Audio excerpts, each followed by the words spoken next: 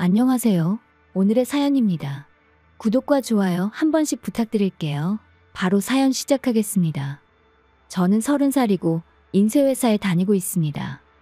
인쇄회사에 다닌다고 해서 큰 기계를 조작하는 것은 아닙니다. 저의 담당 부서는 디자인부입니다. 다양한 업종의 전단지나 카탈로그를 디자인해요. 요즘은 인터넷 홍보가 많아서 인쇄수 자체는 줄어들고 있지만 디자인 일은 꾸준하게 있어서 매우 바쁘고 보람도 있습니다. 고맙게도 제 디자인을 좋아해 주시는 손님도 많이 늘었어요. 제가 한 디자인이 주위에서 호응이 좋았다는 얘기가 들릴 때면 정말 기분이 날아갈 듯 기뻐요. 저에게는 천직과 같은 보람 있는 일입니다. 이렇게 일에만 빠져 살면 평생 독신으로 살지도 모르겠다 라고 생각했던 어느 날입니다. 아버지가 맹장으로 입원하셨어요. 아버지를 병문안 갔을 때 누군가 저에게 말을 걸어왔습니다. 안녕하세요. 병문안 오셨어요? 말을 걸어온 젊은 의사는 나중에 제 남자친구가 되는 얼마 전 결혼을 약속한 인철 씨입니다. 아버지 병문안 갔다가 남자친구를 만들게 될 줄은 정말 몰랐습니다. 참 인생이란 게 언제 어떤 곳에서 인연이 생기게 될지는 아무도 모르는 것 같아요. 독신으로 살지도 모르겠다고 했었는데 결혼 이야기가 나오는 순간 결혼 박람회 소식지 같은 걸 보게 되는 걸 보면 저도 되게 들떠 있었던 것 같아요. 집거실에서 차를 마시며 소식지를 넘겨보고 있었습니다. 그때였어요. 갑자기 손을 뻗어 제 소식지를 뺏어갑니다. 이리 내놔. 이거 뭐야? 결혼 박람회? 왜 네가 이런 걸 보고 있는 거야? 너랑 상관없잖아. 다시 돌려줘. 갑자기 제게서 소식지를 뺏어간 건 2살 어린 여동생이었어요. 너랑 결혼이랑 전혀 상관없을 텐데 왜 폼 잡고 있어? 저기 거울이나 보고 나서 어디부터 고쳐야 할지 견적이나 내봐. 그 답 없는 얼굴로 뭔 결혼이야. 남자친구도 없으면서 결혼 생각이나 하고 있고 참 지질이 궁상이다. 날 좀 보고 배워. 가만히 있어도 알아서 남자친구가 생기잖아. 지금 남자친구도 제발 만나달래서 만나는 건데 노하우 좀 알려줄까? 아무것도 묻지 않았는데 여동생의 남자친구 자랑이 시작됐어요. 여동생은 옛날부터 이럽니다. 평범한 얼굴에 저와 달리 여동생은 정말 이쁘고 몸매도 좋습니다. 옛날부터 인기가 많았어요. 성인이 되고 나서는 약간의 시술도 좀 해서 더 이뻐졌고 꾸준히 운동도 해서 연예기획사에서 캐스팅 제의도 들어올 정도로 어지간한 연예인보다 더 이쁩니다. 여동생이 이렇다 보니 주위에서 공주님처럼 떠받들어줍니다. 부모님과 저를 제외하고는 여동생 주위에는 항상 5분 대기조 마냥 남자들이 어떻게든 한번 만나보려고 안달나 있죠. 그래서 여동생은 이런 것들이 일상생활이 돼서 뭐든 자기중심적으로 생각하고 행동합니다. 워낙 거만하게 자란 여동생은 언젠가부터 언니인 저를 깔보고 무시하고 있었습니다. 가까이 오지 마. 카메라에 언니 얼굴 나오잖아. 그 머리로 아무리 공부해도 좋은 성적 따윈 받을 수 없어. 헛된 노력 그만해. 나 또 고백받았어. 남자들은 정말 한시도 날 가만두질 않네. 인기 없어서 이런 걱정 안 해도 되는 언니가 부러워. 계속 자기 자랑과 저를 무시하는 말들을 했습니다. 부모님이 호되게 꾸짖어도 이미 돌이키기엔 늦었습니다. 여동생의 성격은 변하지 않았고 저에 대한 무시는 멈추지 않았습니다. 그대로 어른이 돼서 이제 여동생은 저를 너라고 부릅니다. 여동생의 남자친구 자랑이 듣기 싫었던 저는 한숨을 내쉬며 말했습니다. 남자친구라고 해야 하나? 약혼자라고 해야 하나? 아무튼 약혼한 남자가 있어. 결혼하기로 했으니까 소식지 보고 있는 거야. 그 말에 여동생의 움직임이 딱 멈췄어요. 그리곤 재수없게 실실 웃으며 말을 합니다. 아이고, 주제에 그래도 짝은 있나 보네. 그 사람 눈이 안 좋은 거 아니야? 어디가 좋아서 만난대? 안경도 안 끼고 시력 좋거든. 그리고 그냥 내 성격이 좋댔어. 뻥치지 마. 그냥 가정부로 쓰려고 말 잘 듣게 생긴 여자 고른 거겠지. 지금 하는 일 계속할 건데 가정부가 말이 되니? 그 사람도 계속 일할 거란 거 알거든. 그러자 여동생은 과하게 제스처를 하며 놀란 척을 했습니다. 세상에나 결혼하고 나서도 계속 일해야 해. 진짜 불쌍하네. 난 결혼하고 계속 일하는 여자들 불쌍하더라. 그러게 능력 좀 있는 사람을 만나야지. 쥐뿔도 없는데 장가 가려는 사람한테 걸려들었구나. 정말 재수 없습니다. 저를 깔보는 거야 이제 익숙해서 아무렇지 않은데 남자친구까지 무시하니 열받네요. 돈은 문제가 없어. 그 사람 직업이 의사니까 돈 때문에 스트레스 받을 일이 있겠어? 그리고 일은 내가 하고 싶어서 계속 하려는 거거든. 제가 맞받아치자 여동생은 바로 입을 다물었습니다. 저는 얼굴이 빨개져 제 방으로 들어갔습니다. 헉, 대박이네. 의사를 만났구나. 의사라. 여동생의 의미심장한 혼잣말도 못 듣고 말이죠. 결혼 이야기가 나오면 가장 먼저 해야 할 일은 역시 부모님께 인사드리는 것일 겁니다. 일단 인철 씨가 우리 집에 왔어요. 부모님께 인사를 마친 온화한 분위기가 순식간에 바뀐 것은 여동생의 모습을 본 순간입니다. 안녕하세요. 언니, 동생이에요. 정말 잘생기셨네요. 너 왜 집에 왔어? 오늘 약속 있다고 집에 늦을 거라며? 언니도 참, 형부 될 사람이 인사 오는데 집에 와야지. 약속은 전부 취소했어. 우연이라고는 하지만 여동생이 오늘 집에 없을 거라 해서 안도하고 있었어요. 여동생이 집에 있으면 불길한 예감이 들기 때문입니다. 과거에 아직 학생이었을 때 저는 여동생에게 남자친구를 빼앗긴 적이 있습니다. 성인이 되고 나서는 제가 남자친구가 없었고 굳이 저한테서 뺏지 않아도 여동생은 계속 남자친구가 끊이지 않고 있었기 때문에 그런 일은 일어나지 않았습니다. 여동생이 집에 돌아온 것은 조마조마했지만 여동생도 이제 성인이니 설마 언니의 약혼자를 빼앗는 일 따위는 하지 않을 겁니다. 오늘따라 유달리 얌전한 척하는 여동생입니다. 그리고 몇 주 뒤 남자친구가 할 말이 있다고 밖으로 불러냈습니다. 기분 탓인지 남자친구의 목소리는 꽤 상기되어 있었습니다. 설마 했던 저의 불길한 예감은 맞아떨어졌어요. 우리 결혼은 없던 걸로 하자. 미안한데 좋아하는 여자가 생겼어. 그리고 너랑 헤어지고 나서 사귀기로 했어. 어떻게 슬픈 예감은 틀리지 않고 딱 맞을까요? 설마 성인이 돼서도 여동생에게 남자친구를 뺏기게 될 줄은 상상도 못했습니다. 미안해. 네 약혼자 뺏어서. 하지만 어쩔 수 없잖아. 내가 더 이쁘고 몸매도 좋고 매력도 철철 넘치는데 싫겠지만 이런 게 세상의 순리 아니겠어? 나는 별말 안 했는데 만나달라고 그렇게 애원하니 당해낼 수 없었어. 정말 이쁜 게 죄네. 죄야. 전혀 변명이 되지 않은 얼토당토하는 말과 함께 저를 업신여기는 여동생입니다. 여동생과 함께 있는 약혼자였던 인철 씨는 웃으며 말했습니다. 정말 너한테 이렇게 이쁜 여동생이 있을 줄이야. 아직 결혼한 게 아니니까 모두가 다행 아니겠어? 정말 역겨운 미소를 짓는 그 얼굴을 본 순간 제 안에 남아있던 그에 대한 감정은 흔적도 없이 사라졌습니다. 남은 건 혐오감뿐이에요. 나도 좋아. 당신같이 여자에 환장한 사람이랑 결혼 안 해서. 이렇게 쉬운 남자라면 내 여동생이랑 딱 수준이 맞겠네. 둘이서 어디 얼마나 잘 만나는지 보자. 괜히 심술 부리기는 왜 남 탓을 해? 네가 별로인 사람이니까 이런 일이 생기는 거지. 정말로 끝까지 추잡스럽게 구네. 너희들이랑 말도 섞기 싫으니까 당장 사라져. 아니다. 내가 너희한테서 사라져 줄게. 왜 이렇게 억지를 부려? 뭐 얼마나 심한 말을 했다고 화를 내고 그래. 우리야말로 엮이기 싫으니까 여기서 얼른 꺼져. 그리고 다시는 안 볼 거니까 영영 눈앞에 나타나지 마. 끝까지 저를 깔보고선 둘은 자리를 떴습니다. 그 후 분노한 부모님께서 두 사람을 쫓아내버리고 인연을 끊어버려서 다시는 만날 일은 없었고 소문으로는 결혼까지 했다고 들었습니다. 이젠 정말 가족과 연도 끊고 남처럼 사는 사람이니 아무래도 상관없는 일이에요. 여동생 부부와 헤어진 지 3년이 지나 33살이 된 저는 여전히 인쇄회사에 다니고 있었습니다. 그러던 중 한 손님이 제 디자인을 좋아해 주셔서 다시 의뢰받게 되었습니다. 그의 이름은 준호 씨입니다. 준호 씨와 디자인 때문에 여러 가지 이야기를 나누다 보니 어느샌가 식사 초대를 받았습니다. 그리고 다음에는 데이트 신청을 받았어요. 그러다가 몇 번의 데이트 후 고백을 받았어요.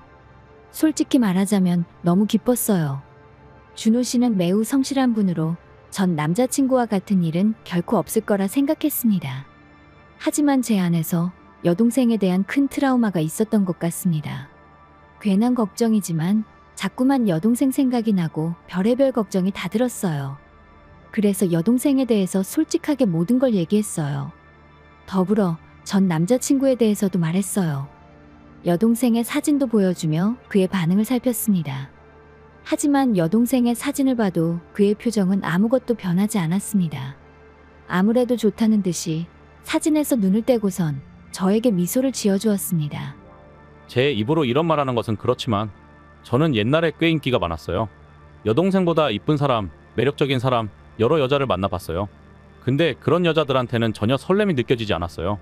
그래서 나는 누구와도 결혼은 못하겠구나 라고 생각했는데 그게 아닌 것 같아요. 무슨 말이에요? 저는 직업상 사람 볼 줄 안다고 생각하거든요. 아무리 미인이고 예쁘게 차려입어도 내면의 아름다움을 이길 순 없더라고요. 그 사실을 당신을 만나서 깨달았어요. 잘 이해가 안 돼요. 당신 너무 빛나 보여요. 네? 일 얘기를 할 때면 생기 넘치는 모습이 너무 빛나고 아름답다고 생각했어요. 정말 멋있어요. 꼭 일이 아니더라도 식사를 할 때나 데이트할 때면 소소한 거에도 항상 행복하게 웃어주는 게 저를 행복하게 만들어줘요. 저와의 시간을 진심으로 소중하게 생각해주는 게 너무 고마워요. 인생의 즐거움을 잘 알고 있는 모습을 바라보면 누구보다 이쁘고 눈부시도록 아름다워요. 갑자기 그런 말 하니까 너무 부끄럽잖아요. 제 눈엔 세상에서 제일 이뻐요. 그리고 누구보다도 매력적이에요. 지금까지 더 멋진 여자를 만난 적이 없어요. 부디 저와 사귀어 주세요. 알겠어요. 부끄러우니까 이제 그만 말해도 돼요. 얼굴을 붉히며 제지했지만 준호 씨의 말은 멈추지 않았어요. 교제를 승낙해도 한동안 그의 닭살 돋는 말들은 멈추지 않았습니다. 지금도 부끄럽네요. 그로부터 1년 후에 저와 준호 씨는 결혼했습니다. 신혼생활은 행복 그 자체였고 결혼 전보다 더 애틋해진 것 같아요. 집안일은 서로 할 수 있는 사람이 해요. 계속 혼자 살았던 남편이 어쩌면 저보다 집안일을 잘하는 것 같기도 합니다. 피곤하고 녹초가 됐을 때 만들어주는 남편의 요리는 최고로 맛있습니다. 쉬는 날에는 함께 멀리 놀러도 다니고 해요. 어느 날 휴일에 가구를 보고 싶다고 말해 남편과 함께 외출했습니다. 그런데 악몽 같은 악마와 다시 만났습니다. 아이고, 엄청 수수한 여자가 보이네 했더니만 너였네. 침구 코너를 보고 있는데 뒤에서 목소리가 들렸어요. 얼굴을 안 보고 목소리만 들어도 알겠어요. 안 만난 지 4년이 지났어도 잊혀지지 않습니다. 여기서 만나네. 여동생이 서 있었습니다. 옆에는 전 남자친구도 함께 있었습니다. 오랜만에 본 여동생의 모습은 예전보다 못해 보였습니다. 나이를 먹은 탓인지 성격이 얼굴에 드러나는 것인지 그 옆에 선 전 남자친구는 실실 웃고 있지만 전보다 살이 좀 빠져 보였어요. 세상에 2번 다신 못 볼 줄 알았는데 이런 데서 만날 줄이야. 여기서 뭐해? 그러게 또 보게 되네. 여기 그냥 가구 보러 왔어. 여기 전부 수입 가구라서 많이 비쌀 텐데 괜찮아? 구경하는 건 공짜니깐 개나 소나 다 구경 오는구만. 여전히 깔보고 무시하는 태도의 여동생은 정말 재수 반맛입니다. 옆에 서 있는 전 남자친구는 고개를 끄덕이며 말합니다. 그거 맞는 말이지. 여기 엄청 비싼 데인데 너 같은 사람들이 드나들면 수준 떨어지잖아. 우리처럼 살 생각으로 와야지. 돈도 없으면서 구경만 할 거면 와서 보지 말고 인터넷으로 구경해. 괜히 우리 같은 사람들도 수준 떨어져 보이잖아. 그러니까 얼른 집에 가서 인터넷으로 봐. 아주 둘이서 화를 돋구는데 사람 같지도 않은 것들을 상대하면 저도 같은 수준이 되는 것 같아 상대하기 싫었습니다.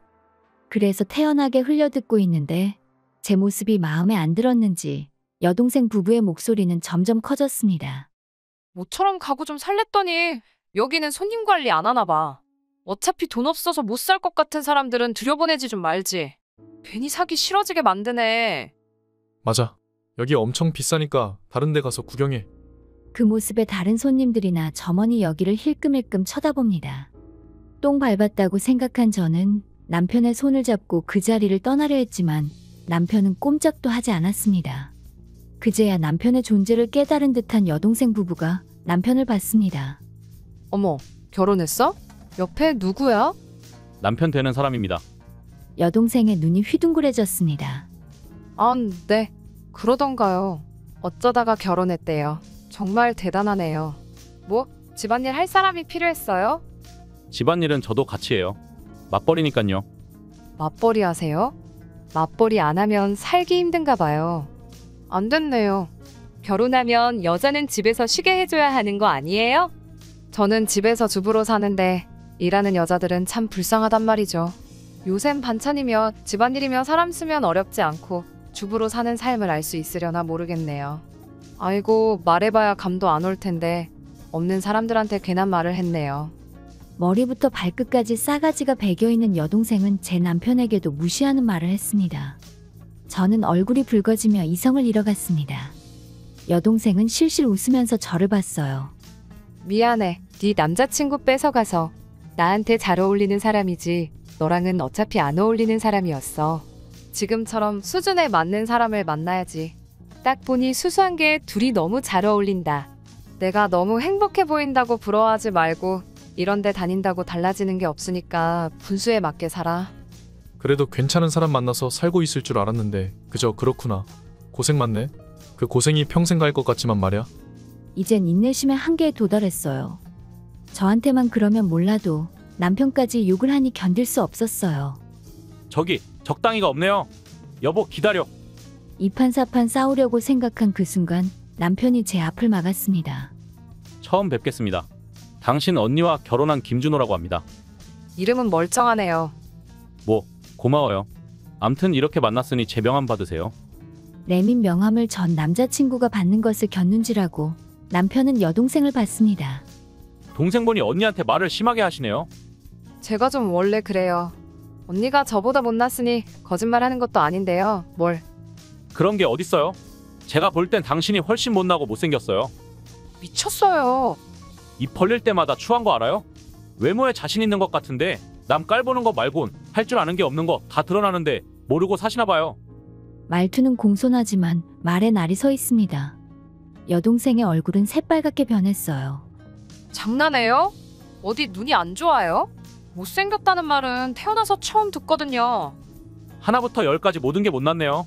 애초에 아름다운 사람은 언니를 시기 질투하고 남자친구를 뺏지 않아요.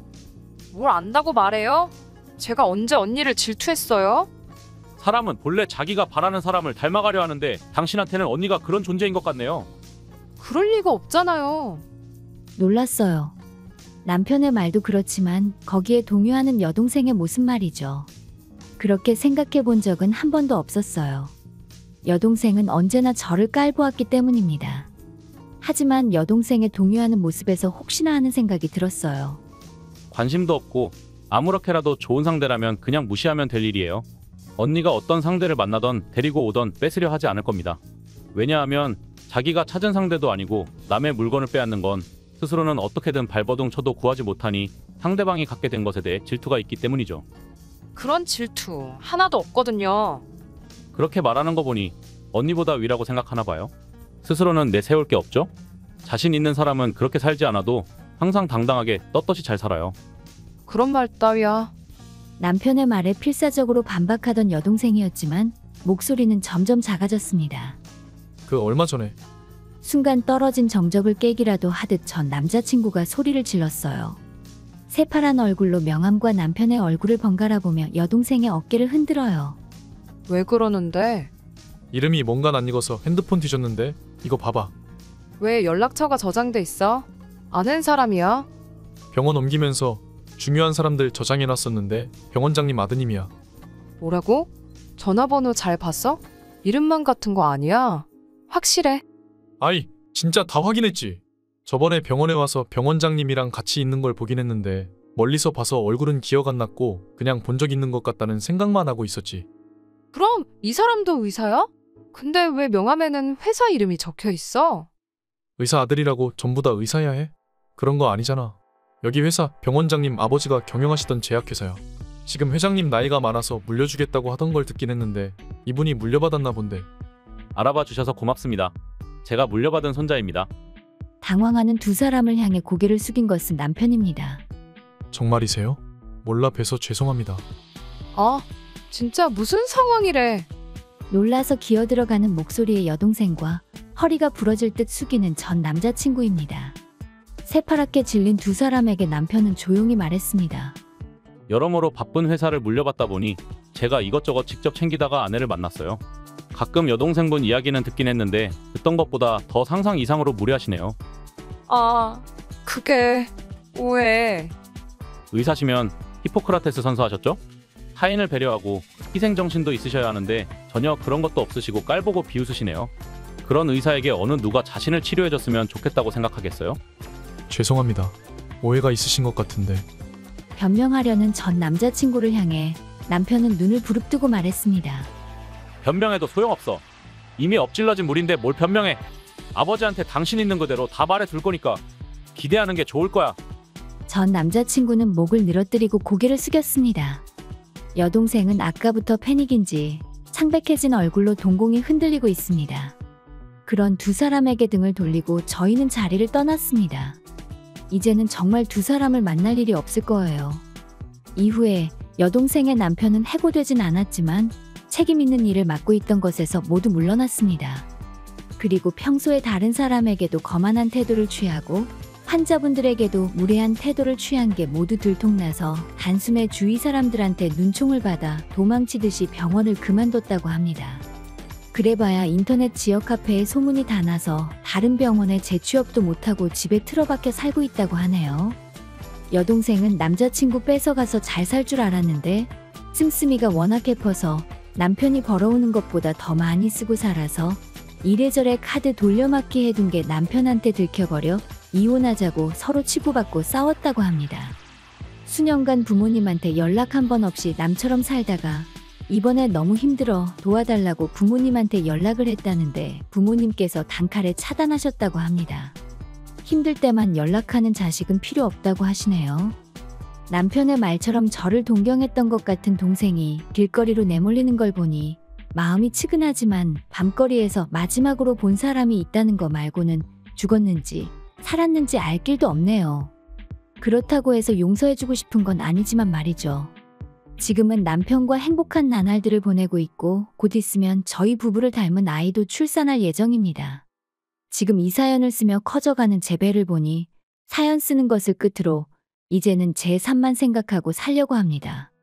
끝까지 시청해주셔서 감사합니다. 그럼 다음 영상에서 다시 뵙겠습니다. 안녕하세요. 오늘의 사연입니다. 구독과 좋아요 한 번씩 부탁드릴게요. 바로 사연 시작하겠습니다. 지금으로부터 1년 전에 지인의 소개로 남편과 만났습니다. 저는 당시 33살이었고 이 시기를 놓치면 결혼을 못하게 될까봐 결혼에 대한 갈망이 꽤 있었습니다. 남편은 저보다 3살 연상이고 유명 대기업의 연구원으로 일하고 있습니다. 저는 지인에게 소개받은 이 기회를 놓치지 않기 위해 제가 먼저 적극적으로 연락을 했습니다. 그 후에 서로가 호감을 느끼고 만나다 보니 남편이 먼저 결혼을 전제로 사귀자고 말을 했습니다. 저는 고백을 기다리고 있었기에 고백을 받자마자 흔쾌히 수락했습니다. 그로부터 반년 정도의 연애를 한 뒤 속전속결로 결혼까지 진행했습니다. 저희 부모님께 남편이 인사드리러 갔을 때 부모님은 매우 기뻐하셨고 이걸로 마음 놓고 노후를 보낼 수 있겠다고 했을 정도로 정말로 좋아해 주셨습니다. 저도 부모님의 걱정을 덜어드린 것 같아 기뻤고 이제 앞날은 행복만 가득할 거로 생각했습니다. 하지만 결혼하고 얼마 안 가서 저의 기대는 처참하게 박살났어요. 그건 바로 남편의 태도가 급변한 겁니다. 사귀고 있을 때는 이 사람이야말로 100점짜리 남자다 싶을 정도로 예의 바르고 매너 있고 저에게 되게 상냥한 사람이었는데 결혼식을 올리고 나니 제가 알던 사람이 맞나 싶을 정도로 다른 사람이 되었습니다. 예를 들면 다정다감하게 저를 부르다가 결혼하고 나니 야, 너 라고 부르는 겁니다. 그리고 제가 수고했다고 말을 걸어도 제 말은 들은 척도 하지 않습니다. 남편이 이렇게 된 원인은 아마 2가지인 것 같아요. 하나는 제가 결혼 후에도 일을 계속하는 것과 또 하나는 시어머니를 모시고 살자는 제안을 제가 거절한 것입니다. 결혼 후에 깨달은 것이지만 남편은 자존심이 강하고 주위 사람들의 시선을 비정상적으로 많이 신경 쓰는 사람이기 때문에 자신과 같은 나름 엘리트의 아내가 맞벌이하는 게 상당히 마음에 안 들었던 것 같습니다. 또 시아버지는 몇 년 전에 돌아가셨다고 했고 시어머니는 지금 혼자 살고 계시지만 제가 무조건 싫다고 단칼에 시어머니 모시는 걸 거부하고 어느 정도 거리를 두고 시댁 근처 아파트를 구하게 된 것도 한몫하는 것 같아요. 남편은 배우자가 자기와 생각이 다르고 본인의 의견을 좀처럼 들어주지 않는다고 느껴 화가 나서 어쩔 수 없이 그게 표출이 된 것 같아요. 그 어렵다는 시어머니를 쉽게 모시고 살 수 있는 사람이 몇이나 되겠어요. 그리고 결혼 인사를 드리러 갔을 때는 시어머니는 온화한 분인 것처럼 연기하신 것 같아요. 막상 결혼하니 시어머니가 본성을 드러냈습니다. 제가 직장 생활을 하고 있는 것을 아시면서도 시도 때도 없이 저를 시댁으로 부르시고 시댁의 살림살이 같은 걸 저한테 떠밀었습니다. 너는 이제 이 집에 시집 온 거니까 내 말을 잘 들어야 해. 내 말 무슨 말인지 알지? 그리고 그거 벌려고 아등바등 회사 다니지 말고 얼른 때려치우고 아들 내조나 제대로 해. 시어머니에게 장황하게 설교를 듣습니다. 이런 말을 들었다고 남편에게 말했습니다. 거봐, 내가 하는 말이나 엄마가 하는 말이나 비슷하지? 그러니까 잠만 말고 엄마랑 내가 하는 말 좀 잘 들어. 저는 남편에게 인생의 반려자가 아닌 그냥 가정부인 것 같았습니다. 어쩌면 그 이하일 수도 있을 것 같네요. 직장 다니며 집안일도 다 해내고 게다가 시어머니에게 시도 때도 없이 불려다니는 생활이 계속되다 보니 저희 정상적인 감각이 마비되기 시작했습니다. 야, 밥 준비 안 해? 아, 미안해. 멍하니 있었어. 정신을 어디다 팔고 있는 거야? 똑바로 안 해?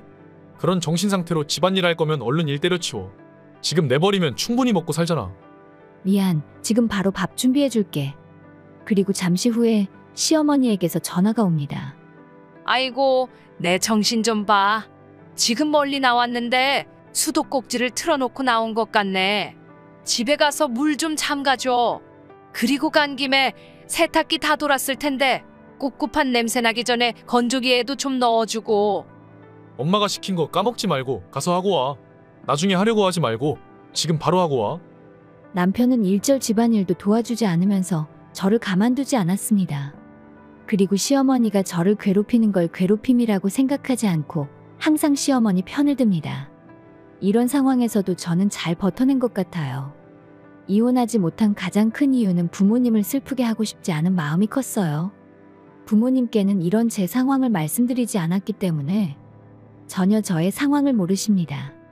외동딸인 제가 겨우 짝을 만나 그토록 바라던 결혼했는데 얼마 지나지 않아 가정이 파탄났다. 고부 문제로 인해 고민이 크다는 사실을 알게 되면 상처받을 게 뻔했습니다. 그리고 아버지는 이미 정년퇴직을 하셔서 어머니와 느긋하게 살고 있었습니다. 마음 놓고 노후를 보낼 수 있다 하시던 부모님의 말씀이 차마 머리에서 떠나지 않았습니다. 어느 날 아침부터 특별한 일 없으면 하지 않는 어머니 전화가 왔습니다. 필요할 땐 카톡을 주고받긴 하지만 전화를 하시는 일은 거의 없었습니다. 뭔가 찝찝한 기분이 들어서 뜸들이다가 전화를 받아봤습니다. 있잖아. 놀라지 말고 침착하게 들어. 아빠가 돌아가셨어. 예감은 적중하고 말았습니다. 어머니는 애써 괜찮은 척 하시며 저에게 이야기하고 있는데 아무것도 귀에 들어오지 않았습니다. 전화를 마친 저는 남편에게 메시지를 보내고 어머니가 불러준 병원으로 갈 준비를 했습니다. 내일은 아가씨 결혼식이고 저도 참석해야 하는데 그런데 정신을 차려보니 몸이 제멋대로 움직이고 있어요. 남편한테서 답장이 온 줄도 몰랐고 택시를 타고 병원으로 가니 눈물로 퉁퉁 부은 눈을 한 어머니와 조용히 잠들어 있는 아버지가 있었습니다. 저는 그제야 눈물이 났습니다. 여러 감정이 한 번에 밀려와 눈물이 멈추지 않았습니다. 어머니의 등을 토닥이며 간신히 아버지를 보내드릴 준비를 했습니다. 아버지는 지인들도 많으시고 사람 만나는 걸 좋아하셨기에 장례식에는 많은 분이 참석해 주셨습니다. 그러나 그런 걸 감상할 틈도 없이 제 폰으로 지금 제일 듣기 싫은 목소리인 시어머니에게서 전화가 왔습니다. 안 받을 수도 없고 어머니한테 잠시만 자리를 비우겠다고 말하고 별실로 이동해서 전화를 받았습니다. 아들한테 들었는데 너 지금 집에 없다며? 내일 딸 결혼식인 거 알아? 몰라? 도대체 무슨 생각으로 사는 거야? 통화 버튼을 누르자마자 귀청을 찢는 듯한 시어머니의 쇳소리가 나서 저도 모르게 폰을 귀에서 뗐습니다.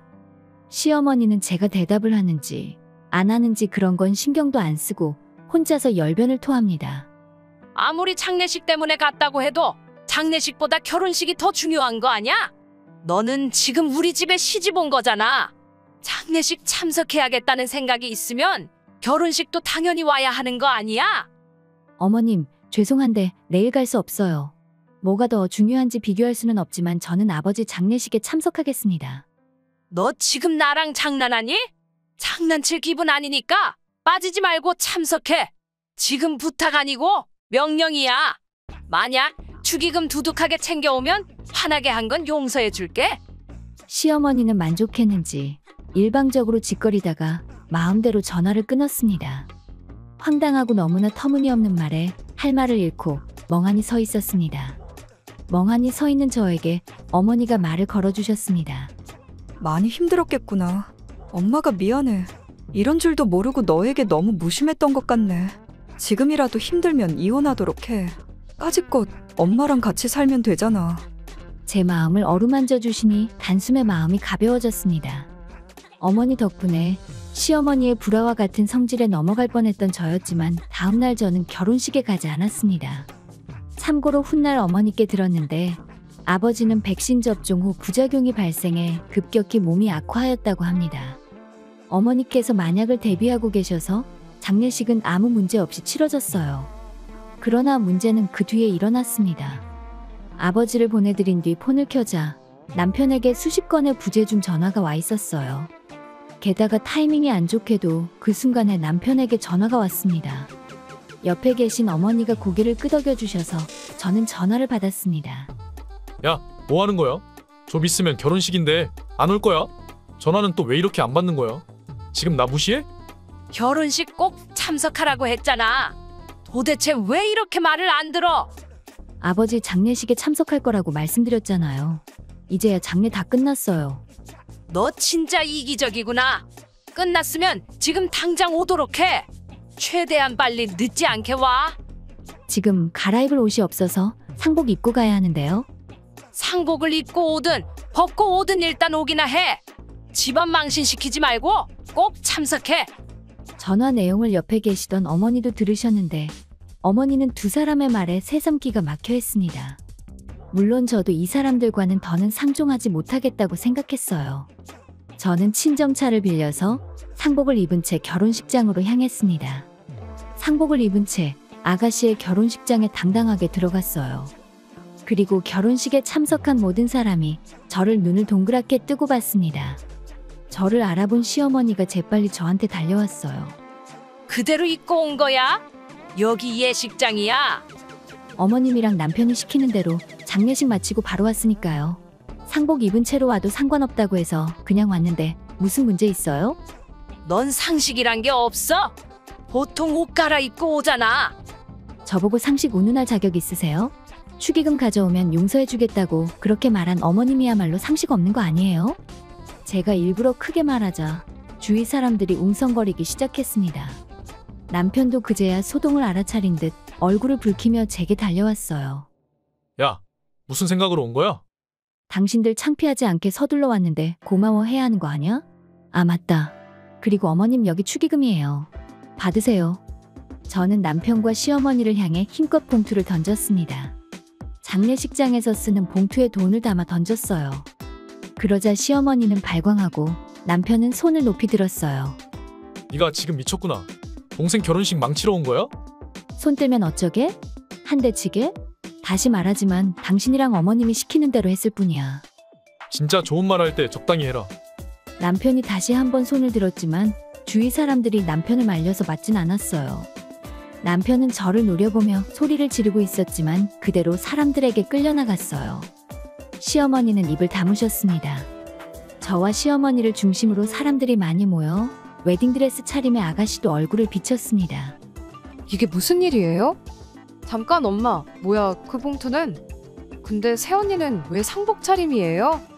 저는 이제 가볼게요. 가긴 어딜 가? 지금 결혼식 개판 쳐놓고 도망가는 거야? 이거 다 책임져. 원하시는 대로 오라고 해서 왔고 돈도 드렸잖아요. 더 이상 어머님한테 왈가왈부 들을 이유가 없는데요. 시어머니의 얼굴은 새빨개져서 금방이라도 터질 것 같았어요. 아가씨는 아무래도 아무 상황을 몰랐던 것 같고 그저 결혼식이 개판된 거에 넋이 나간 듯 보였습니다. 저는 그 후 바로 식장을 빠져나갔는데 시어머니가 소리치는 게 밖에까지 들리는 것 같았어요. 저는 해야 할 일은 다 했기 때문에 뒷일은 알 바 아니라고 생각했습니다. 차에 올라타서 친정집으로 가 잠을 청했습니다. 그리고 다음 날에는 이혼 신고서를 보냈습니다. 또 다니던 회사에는 사정을 설명하고 휴식이 필요해서 장기휴가를 신청했습니다. 회사가 바쁠 때 장기휴가를 낸 거라 잘릴각오도 조금은 했어요. 그로부터 며칠 후 남편, 시어머니, 아가씨 여럿이 모여서 친정집으로 찾아왔습니다. 너 같은 거랑 결혼한 내가 미쳤지. 당장에 이혼해. 진짜 이렇게까지 못돼 먹은 줄 알았으면 내가 먼저 이혼하자고 했을 거야. 그리고 너 때문에 이혼하는 거니까 위자료 준비해. 네가 가져온 봉투에 1,000원짜리 10장 들었더라? 지금 사람 놀리는 거야? 결혼식 망친 거 전부 손해배상 청구할 테니까 결혼식 비용 다 네가 낼 줄 알아. 새언니 때문에 저 파혼 난 거 알아요? 진짜 어떻게 책임지실 거예요? 왜 집안 망신을 시키세요? 무슨 말 하려는지 잘 알겠고요. 바라시는 게 많으니 저도 변호사와 상의해 볼게요. 그리고 결혼식에서 남편이 저를 때리려 한 거, 저에게 지금까지 폭언한 거 다 녹음해 놨으니까 자신 있으면 덤비세요. 목소리만 크면 다 되는 줄 아세요? 저는 세 사람을 쫓아내고 즉시 변호사와 상담했어요. 덧붙여서 시어머니나 남편의 발언은 혹시 모를 상황을 대비해 정말 녹음해 놨었습니다. 그 외에도 메시지도 전부 증거로 남겨뒀어요. 그리고 정신과에 가서 스트레스로 인해 생긴 우울증 진단서도 끊었습니다. 이건 어머니가 조언해 주신 거예요. 그리고 시댁 쪽에서 변호사를 선임한 것 같은데 확실한 증거는 모두 제가 가지고 있어서 절대 질 수 없었습니다. 남편과 시어머니에게는 위자료를 청구했고 재산 분할은 없었고 남편 사이에 자녀가 없었기에 양육비는 논외였습니다. 이렇게 해서 합의 이혼이 성립됐고 입금까지 확인되며 겨우 정상적인 생활을 할 수 있게 되었습니다. 지금은 친정에서 어머니와 둘이서 살고 있고 다시 직장에도 잘 복귀했습니다. 약 1년간의 결혼 생활로 정상적인 사고방식을 이뤄가고 있었지만 전 남편과 시댁으로부터 해방돼서 원래대로의 저 자신으로 돌아온 것을 실감하고 있습니다. 그러다 몇 달 뒤 모르는 번호로 전화가 와서 일 때문인가 싶어서 전화를 받았는데 전 남편이었어요. 여보, 내가 잘못했어. 돌아와줘. 위자료도 줬잖아. 그러니까 용서해줘. 당신이랑 다시 시작하고 싶어. 갑자기 왜? 지금 엄마도 여동생도 개판이야. 둘 다 집에만 있으면서 나한테 빌붙어 있어. 집 청소도 안 해서 완전 쓰레기 집이 따로 없어. 그거 참 듣던 중 반가운 소리네. 그래서 나보고 어쩌라는 거야? 당신 가족이니까 알아서 힘내봐. 또 전화하면 그땐 경찰서에서 볼 줄 알아. 전 남편이 뭔가 말하려고 했는데 무시하고 그냥 전화를 끊었어요. 저는 이제 친정집에서 평화를 찾고 느긋하게 살아가고 있습니다. 자업자득한 세 사람을 생각하니 오늘 밤은 두 다리 뻗고 편하게 잘 수 있겠네요. 끝까지 시청해 주셔서 감사합니다. 그럼 다음 영상에서 다시 뵙겠습니다. 안녕하세요. 오늘의 사연입니다. 구독과 좋아요 한 번씩 부탁드릴게요. 바로 사연 시작하겠습니다. 저는 결혼한 지 3년 된 30대 전업주부입니다. 남편은 대기업에서 영업직으로 근무하고 있고 촉망받는 30대입니다. 저도 예전에는 같은 회사에서 일했어요. 어렸을 때부터 국어를 좋아했던 저는 대학에서도 국어국문학과 전공으로 대학원에도 진학했지만 취업을 생각하기 시작했을 때 학문을 계속 연구하는 데는 여성이라서 불리함이 있다고 느낀 저는 대기업에 취직하는 것을 선택했습니다. 거기서 남편을 만나 결혼을 하였습니다. 같은 부서에 배치된 저에게 남편은 모르는 게 있으면 뭐든지 물어보라며 밝게 말을 걸어줬습니다. 제가 말하긴 뭐하지만 저는 대학 시절 미스 춘향 본선에 올라간 적도 있고 키도 컸기 때문에 신입사원 중에서도 꽤 눈에 띄었던 것 같아요. 학창 시절부터 저에게 대시하는 남자들은 많았지만 외모만 보고 다가올 뿐 저를 진심으로 대해주진 않는 사람들 뿐이었습니다. 그래서 자연스럽게 웃음으로 넘어가는 것에 익숙해져 있었습니다. 다만 남편은 아닌 것 같았어요. 지금까지 대학 연구실에 틀어박혀서 비슷한 동료들과 연구하며 지내던 제가 세상 물정을 몰랐을지도 모릅니다. 외모 때문에 오해받을 때도 많았지만 저는 의외일 정도로 낯을 많이 가리는 성격이었어요. 혹시 남자친구 있어요? 남편이 저에게 물었습니다. 저는 없다고 수줍게 웃으며 대답했습니다. 제 수줍은 웃음에 남편도 쑥스러웠는지 웃으며 괜찮으시다면 저와 사귀실래요? 남편에게 고백을 받은 저는 흔쾌히 고개를 끄덕였습니다. 이렇게 정중하게 고백을 받은 적은 지금까지 없었습니다. 남편은 항상 멋진 장소나 맛있는 가게들을 찾아 데려다 주었어요. 지금까지 대학 캠퍼스에만 박혀 있었던 저로서는 모든 것이 처음이었습니다. 그로부터 1년이 지났을 무렵 제 생일 파티에서 반지를 건네받았습니다. 결혼하자는 말을 들었을 때는 몸이 하늘에 떠오르는 기분이 들며 정말 뿅 간다는 느낌이 이런 거구나 하는 생각이 들었어요. 저는 청혼을 받아들이고 고개를 끄덕였습니다. 근데 남편은 저에게 부탁 한 가지를 했습니다. 그건 일을 그만두고 집에서 전업주부를 해줬으면 한다는 거였습니다. 저는 지금의 일이 하고 싶었던 일이 아니었기에 전업주부로 지낸다면 집안일도 하며 틈틈이 좋아하는 책을 읽을 수 있을 거로 생각해서 부탁을 들어주기로 했습니다. 아니, 오히려 고마운 부탁이었습니다. 그 후 서로의 부모님께 인사도 드리러 갔습니다. 저희 부모님은 매우 기뻐하셨습니다. 당연히 그럴만 하셨을 겁니다. 수수한 차림으로 학교만 다니고 세상 물정 잘 모르고 연구만 하던 딸이 결혼하겠다고 남편을 데려왔으니 말이에요. 저희 부모님은 나름 자산가로서 땅과 상가 건물이 있었고 거기서 나오는 임대 수입으로 생활하고 있었습니다. 생활비 걱정이 없으신 부모님은 집 옆에서 취미삼아 카페를 운영하고 계십니다. 부모님은 저희가 결혼한다고 해서 친정집 근처에 마당 딸린 전원주택도 사서 리모델링 해주시겠다고 하셨어요. 그리고 선물로 해주는 것이기에 돈 걱정은 하지 말라고 하셨습니다. 저희 집이 부자인 것에 놀라고 덤으로 집까지 마련해 주신다는 사실에 남편은 2번 놀랐습니다. 눈이 돌아갈 만할 거예요. 다른 사람들은 대출받아서 집을 구하는데 돈 걱정 없이 내 집 마련을 하게 됐으니까요. 그로부터 몇 달이 지나 결혼식을 마치고 신혼여행에서 돌아온 저희는 신혼생활을 시작했습니다. 남편의 희망대로 저는 회사를 퇴사하고 전업주부가 되었습니다. 전업주부라 나름대로 여유가 많을 거로 생각했던 저는 잠시나마 행복했어요. 아침에는 일찍 일어나서 아침을 준비하고 남편을 보내면 설거지를 하고 빨래하고 정원 청소 모든 게 다 끝났다고 생각할 때쯤 점심시간입니다. 혼자서 점심을 간단하게 먹고 집안 청소를 합니다. 깔끔한 성격이기도 하지만 혼자서 큰 집을 관리하려니 힘들어요. 점심 먹은 것도 금방 배가 꺼져버립니다. 겨우 한숨 돌리고 시계 보면 저녁 준비를 해야 할 시간이 됩니다. 책을 읽을 여유는 거의 없었어요. 어떨 땐 몸이 축나서 한숨 자다가 저녁 준비를 까먹기도 했어요. 그러면 그때마다 남편은 화를 냅니다. 하루 종일 힘들게 일하고 왔는데 적어도 밥은 해둬야 할 거 아냐? 그리고 내가 세탁소에 맡겨달라는 옷은 왜 안 맡긴 거야? 도대체 집에 있으면서 하는 게 뭐야? 이런 말을 들을 때면 나도 사람이고 아플 때가 있고 쉬고 싶을 때가 있다고 대꾸합니다. 그리고 잠자리에 들 때면 남편은 언제 그랬냐는 듯 저를 건드립니다. 피곤하고 졸려서 그냥 자고 싶다고 남편을 거절해도 남편은 포기가 없습니다. 자포자기 심정으로 체념하고 얼른 지쳐 떨어져 잠이나 빨리 잤으면 하는 생각이 들 뿐입니다. 다만 다른 집도 다 비슷할 거야 하며 스스로를 위안하고 있었습니다. 남편은 야근도 많았고 출장도 많았습니다. 그럴 때마다 외로움보다는 마음의 편안함이 느껴졌습니다. 결혼 2년 차에 접어들자 저를 대하는 남편의 태도가 확연히 달라졌어요.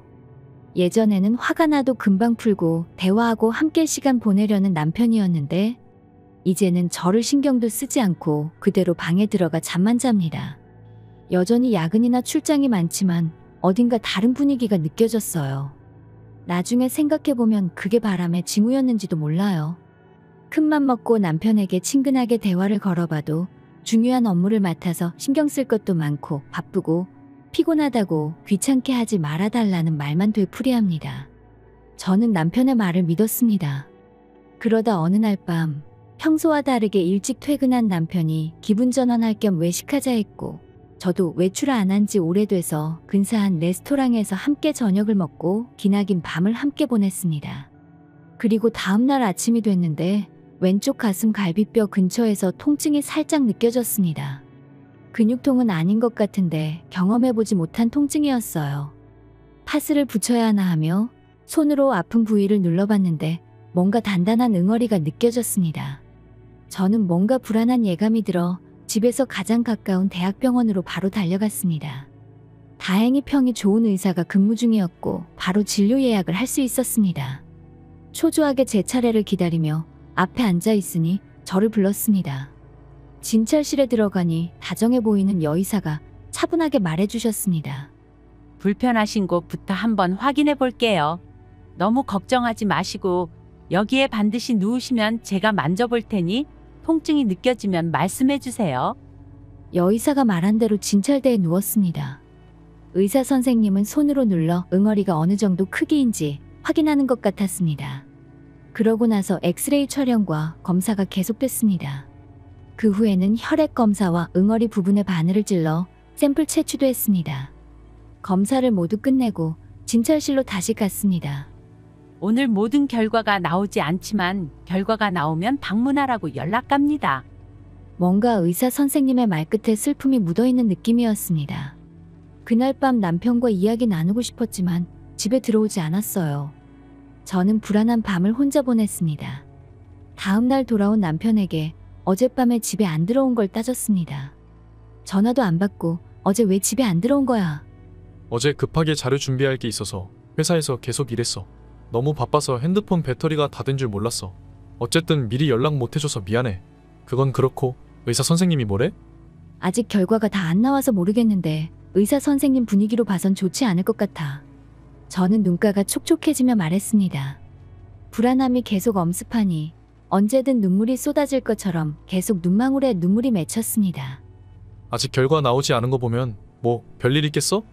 남편은 저를 쳐다보지도 않고 말합니다. 이제 제가 아무렇게나 돼도 상관이 없어 보이는 남편을 보니 이때까지 참았던 눈물이 뺨을 타고 흘러내렸습니다. 남편은 이런 제 모습도 눈치채지 못하고 계속 폰으로 메시지를 주고받느라 정신없어요. 저는 침대에 쓰러져 정신을 차려보니 베개를 눈물로 적시며 잠들었습니다. 방에 아침 햇살이 비쳤지만 이미 남편의 모습은 없었습니다. 며칠이 지나서 검사 결과가 나왔다고 연락이 왔어요. 마음을 가라앉히고 병원으로 갔습니다. 남편과 함께하고 싶었지만 그날 이후 남편은 집에 들어오지 않았습니다. 진찰실에 들어가니 묘한 얼굴의 여의사가 있었습니다. 안녕하세요. 여기 앉으세요. 검사 결과 유방암이 의심됩니다. 저희 병원보단 전문적으로 하는 병원으로 소견서를 써드릴 테니 빠른 시일 내에 가보세요. 저는 너무 충격받아서 이것저것 물어보는 것도 없이 알겠다고 대답만 하고 진찰실을 빠져나왔습니다. 훗날 소견서를 들고 소개해준 곳으로 갔습니다. 그곳에서 또 다른 검사도 받았습니다. 심전도 검사와 폐 검사 말이죠. 이건 수술을 대비해서 건강 상태를 확인하는 것 같았습니다. 검사가 모두 끝나자 의사분이 말씀하셨습니다. 나중에 결과 나오면 의심 증상에 관한 확인과 앞으로의 치료 방법에 대해 말씀드릴 테니 보호자와 함께 오세요. 저는 고개를 끄덕였습니다. 남편과 부모님께 얼른 알려야겠다는 생각이 들었습니다. 그리고 오랜만에 집에 들어온 남편에게 병원에서 들은 말을 했더니 이야기 나누는데 보호자도 오래? 지금 일이 너무 바빠서 못 갈 것 같은데 부모님만 모시고 가면 안 돼? 섭섭한 마음에 일이 더 중요하냐고 따지고 싶었지만 일을 더 크게 벌리고 싶지 않았습니다. 많이 바쁘면 병원 왔다 갔다 하는 시간만이라도 빼서 같이 이야기 들으러 가주면 좋겠어. 그럼 알겠어. 시간을 뺄 수 있을지 한번 알아볼게. 남편은 확실한 답을 한다기보단 마지못해 말하는 대답 같았습니다. 그리고 부모님이 하시는 카페에 들려 함께 병원에 가자고 부탁했어요. 몸이 안 좋아서 검사 받는다는 얘기는 살짝 했지만 심각한 분위기까지는 말 안 했었던 거라 찾아와서 함께 병원 가자고 부탁하니 부모님은 크게 걱정하셨습니다. 확실한 거 아니니까 아닐 수도 있지? 치료가 가능하겠지? 엄마는 바로 울 것처럼 말했습니다. 저에게 물어봐도 저도 아직 모릅니다. 다음에 올 때 정확한 이야기와 치료에 관해서 설명해 준다고 했기 때문에 다음번 방문 때 자세한 걸 알 수 있었어요. 저는 스트레스로 몸이 경직돼서 침대에만 누워 지내다 그날을 맞이했어요. 조금 일찍 부모님과 병원에 도착한 저는 남편이 도착하기를 기다렸어요. 하지만 아무리 기다려도 남편은 보이지 않았어요. 그래서 바로 남편 폰으로 전화했습니다. 까먹었었는데 오늘이었지? 진짜 미안한데 지금 중요한 회의에 들어와서 도중에 나갈 수가 없어. 급하면 어쩔 수 없지. 아버지와 어머니는 사위는 왜 안 오냐고 저에게 물었고 갑자기 회사에 급한 일이 생겨서 못 온다고 둘러댔습니다. 부모님께서는 저를 걱정해 주셨는데 아무렇지 않다고 억지 웃음을 지었습니다. 그래도 제 부모님이신데 제 마음이 괜찮은 게 아니란 걸 아셨을 거예요. 결론적으로 말하면 저는 유방암이었습니다. 확실하게 암이라고 의사 선생님이 말하자 너무 무서웠습니다. 집에 어떻게 돌아왔는지 기억조차 안 나네요. 저는 퇴근해서 집에 들어온 남편에게 말했습니다. 나 유방암이래. 아, 그래? 그래서 다다음 주에 수술하기로 했어. 왼쪽 가슴이 없어질지도 몰라. 저는 복받쳐 오르는 감정을 억지로 억누르며 겨우 말했습니다. 그렇게 해서 낫는다면 그렇게 해야지 뭐. 할 말이 그것뿐이야? 당신은 내가 수술이 잘못되거나 앞으로 내가 얼마나 힘들지 그런 건 전혀 걱정도 안 돼? 저는 참지 못하고 울부짖듯이 남편에게 말하자 남편은 침실에 들어가 문을 잠그고 틀어박혔습니다. 그날부터 남편은 보이지 않았습니다. 저는 매일매일 불안과 공포로 눈물로 지샜습니다. 남편이 한 말이 계속 머릿속을 맴돌았고 수술 날에도 남편은 오지 않을 것 같다는 생각이 드니 한없이 슬퍼졌습니다. 그리고 수술 전날 병실에 입원했는데 남편이 찾아왔습니다. 지금까지의 걱정과는 달리 문병 온 줄 알고 반갑게 맞았습니다. 근데 남편이 입을 열자 제 귀를 의심했습니다. 수술 끝나고 퇴원하면 친정으로 가죠. 가슴 뗀다고 했지? 아무튼 수술 잘 받고. 지금 그 얘기 하러 온 거야? 당장 내일 수술인 사람한테 어떻게 그런 말을 할 수 있어? 내가 아프다고 이제 짐 취급하는 거야? 이럴 때 함께하는 게 부부 아니야? 제 호소에 아무 대답도 하지 않고 남편은 돌아서 병실을 나갔습니다.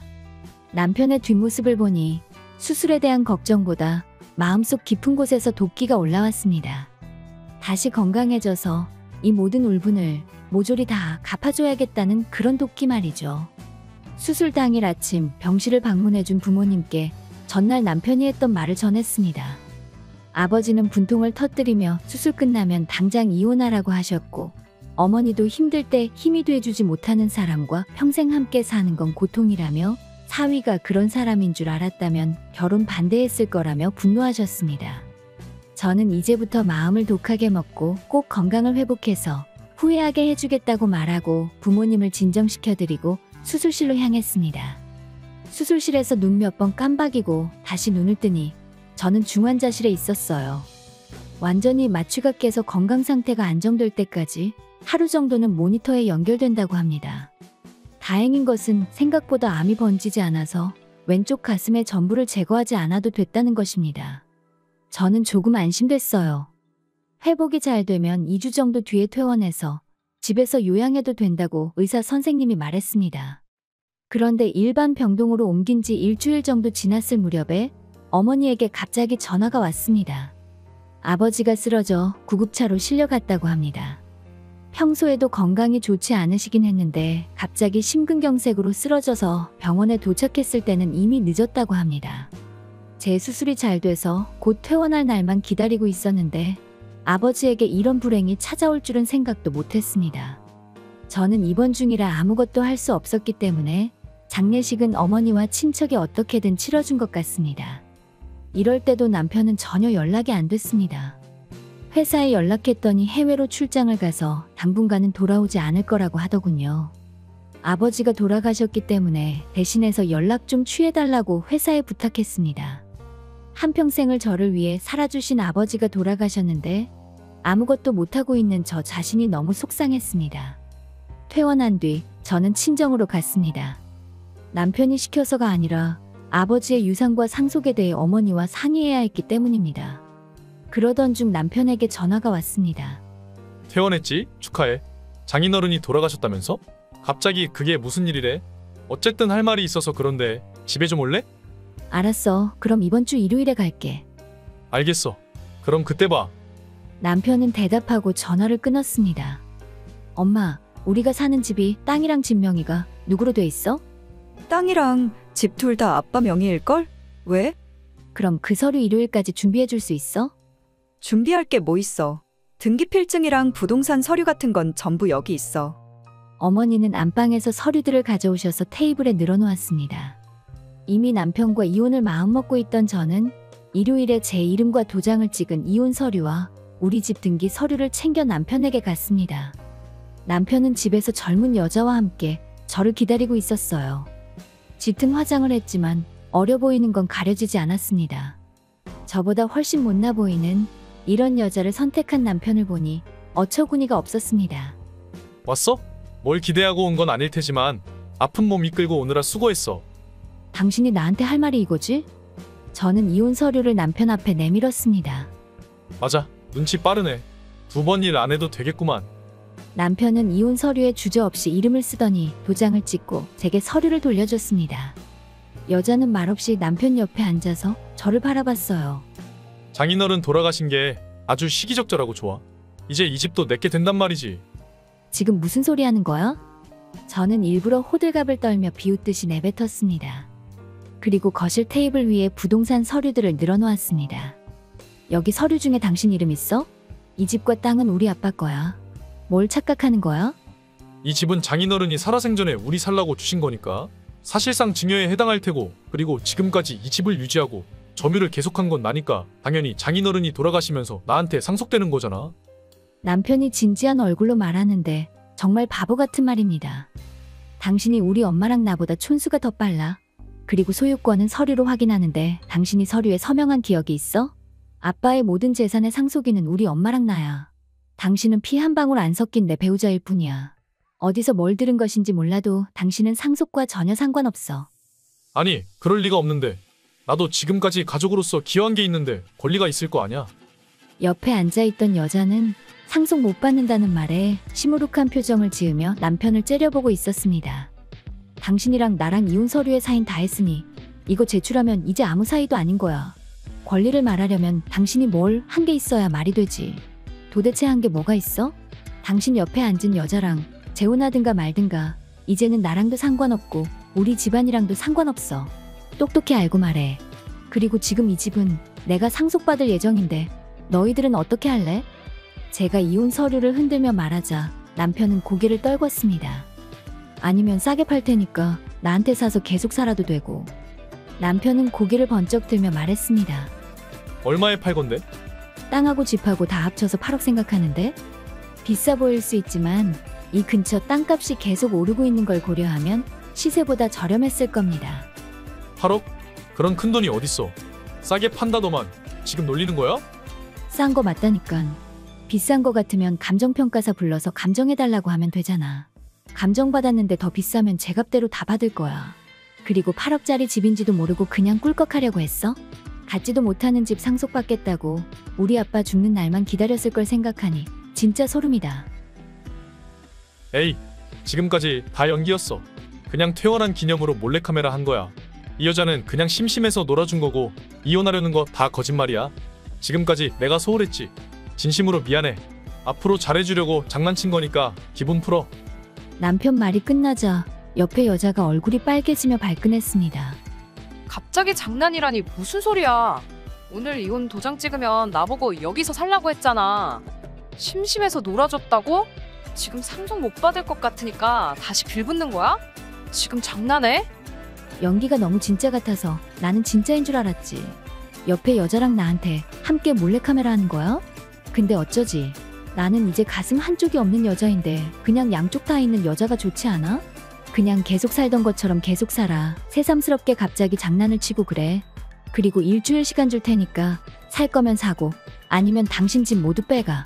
일주일 뒤엔 모두 다 버릴 거니까. 저는 말을 끝으로 집을 나왔습니다. 안에서는 남편과 여자가 욕을 주고받으며 뭔가 깨지는 소리가 들렸지만 내 할 바 아니기에 그냥 무시했습니다. 그리고 곧바로 이혼 서류도 제출했습니다. 두려울 것도 없었고 망설일 이유가 없었어요. 남편에게 위자료도 청구할 수 있었겠지만 돈이 필요한 것도 아니고 더는 엮이기 싫었습니다. 공부하느라 남자를 많이 못 만나봐서 남자 보는 눈이 없었나 보다 하는 자책은 조금합니다. 암도 이겨내야 해서 최대한 스트레스를 안 받으려고 좋은 생각만 하려고 노력합니다. 전 남편과 함께 있던 여자는 회사에서 오고 가며 알게 된 사이였다고 하고 여자는 다른 부서로 이동하고 남편은 온갖 소문에 얼굴을 내리깔고 회사를 다니는 듯 했습니다. 아버지 유산은 어머니와 나누어 상속받았고 저는 몸과 마음이 안정될 때 새로운 삶을 살아보려고 국어 교재도 틈틈이 집필하고 있습니다. 얼른 새 인생을 시작하고 싶네요. 끝까지 시청해주셔서 감사합니다. 그럼 다음 영상에서 다시 뵙겠습니다.